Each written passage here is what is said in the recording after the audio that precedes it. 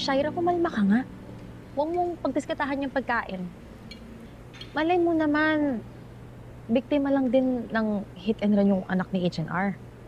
Tingin mo ba nagkataon din na Billy din yung pangalan ng anak niya? Eh, paano yung sinabi niya sa akin nung interview ko? Remember, ang sabi niya, may kakilala din siyang Lozano yung apelyido. Okay, fine. Baka nga talagang isang tao sila. Pero, di ba taga-bundok yung... Di ba terorista sa bundok yung kapatid? So, paano naman niya naanakan yung napakasosyal at napakayaman nating boss? Ewan ko, Leslie, wala na akong pakialam doon. Wala na akong planong halongkatin pa yung past nila. I'm worried for myself. Paano ko makakapagtrabaho ng maayos knowing na anak ni H&R si Billy? Paano ko malaman ng boss natin yung ginawa ko? Han? Ano yun? Ba't takot ka malaman ng boss mo?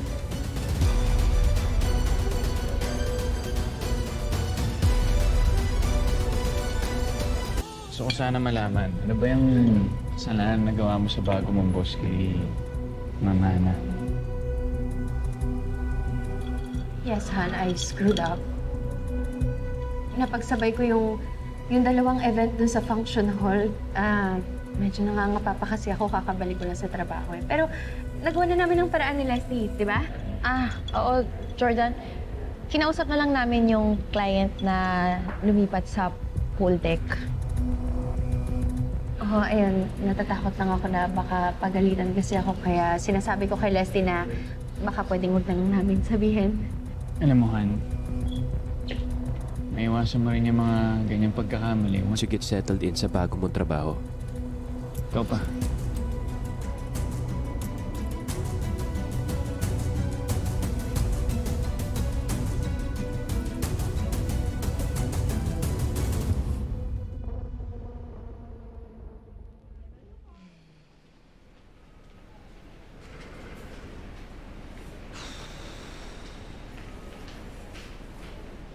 Christy! Kausa, anong ginagawa mo rito? Hindi pa po kasi tapos yung therapy ni Billy. Pero naisip ko nang alis na lang ako doon. Baka ano pang masabi yung magawa ko doon sa Hana na yun eh. Halika, maupo ka nga.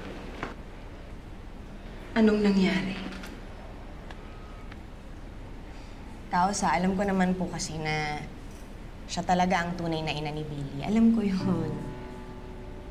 Pero kung umasta kasi siya, parang siya lang nakakaalam kung anong makakabuti kay Billy. Kailan lang ba siya dumating? Gaano niya ba kakilala si Billy? Minsan kasi, Kausa, kapag mas pinapuwersa mo yung tao, pag mas dinidikdik mo yung bata, mas lalo silang panghihinaan, mawawala ng gana.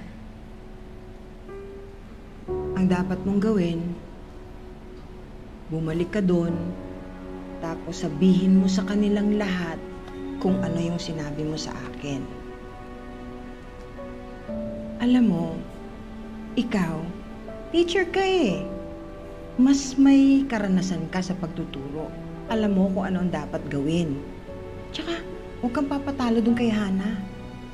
Hindi ko mo siya ang tunay na ina ni Billy, mas may karapatan siya. Dahil naging nanay ka na rin naman ni Billy, hindi ba? At malapit na kayong ikasal ni Leon.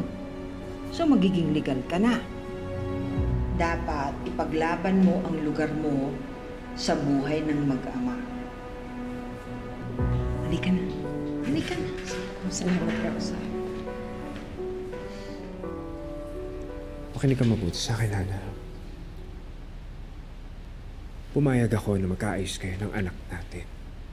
Pero hindi ibig sabihin nun, tatanggalan mo ng karapatan si Christy bilang pangalawang magulang.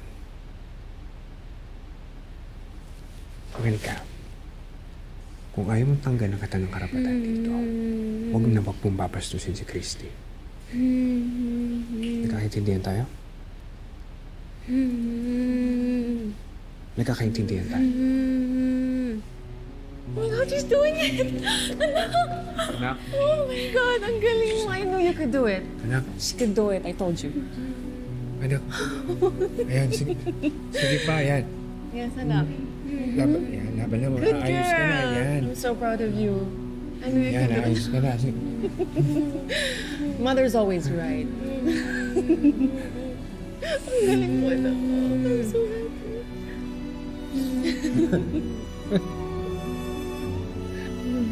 Good girl, good girl. We're so proud of you, anak.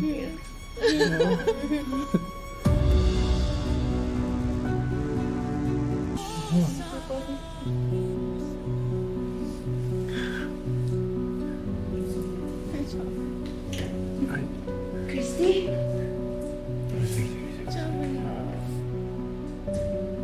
Sandali lang, anak ha. Wait, where are you going? Hindi pa tapos yung therapy niya. Dali, tatawagin ko lang si Christy, sasabihin ko sa kanya yung magandang balita. Ano mo na yun? Kung sana siyang babalik? Anak, kailangan nandito siya. Sigurado kong gaganahan niya si Billy kapag nandito siya. Sige na.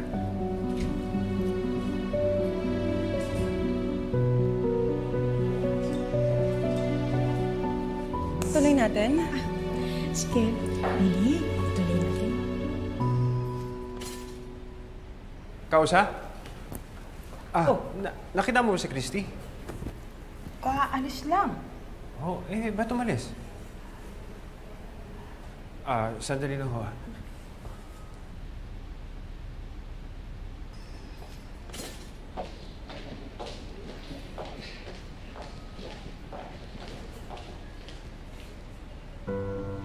Christy! Christy!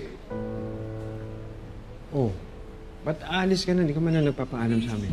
Pasensya na, bigla kasing sumama yung pakiramdam ko eh. Text sana kita para inform ka. Ganun ba? Alika, hatid na kita baka kung anong pa mangyari sa'yo. Hindi na, wag na, okay lang. Christy naman bakit ayaw mo? Hindi na okay na kasi naghihintay sa akin si Nonette sa baba. Tsaka hindi pa naman tapos yung therapy ni Billy. Baka hinihintay ka na rin ni Hannah na bumalik. Christy, alika na, ako na. Hindi, okay lang. Sige, mauna na, Kalian.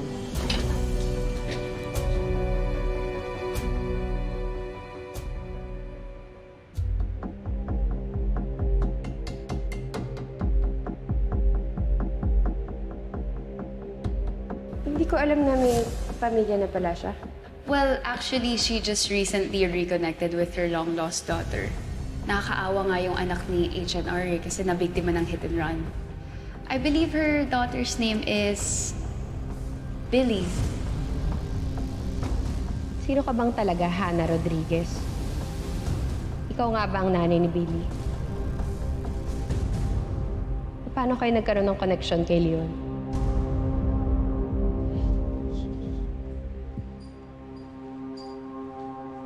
Han? Ano ginagawa mo? Ba't gising ka pa? Ang dami ko kasing nainom na coffee kanina. Nagpapaantok lang ako. Oh. Yan yung new boss mo, di ba? Di ko alam na gano'n pala siya gustong makilala. Hindi naman. Curious lang ako, Han. Yeah, pero yung pagre-research na yan, pwede mo naman yan gawin bukas. The fact na ginagawa mo ngayon, ibig sabihin may importanteng rason ba't gusto mo siya makilala. And why not? Hindi naman siguro masama kung sisip-sip ako sa kanya ng konti, di ba? Siyempre gusto ko magpa-good shot sa kanya, malay mo. Ma-promote ako sa future. Sige na. Enough about this. Let's go upstairs na. Let's go to sleep.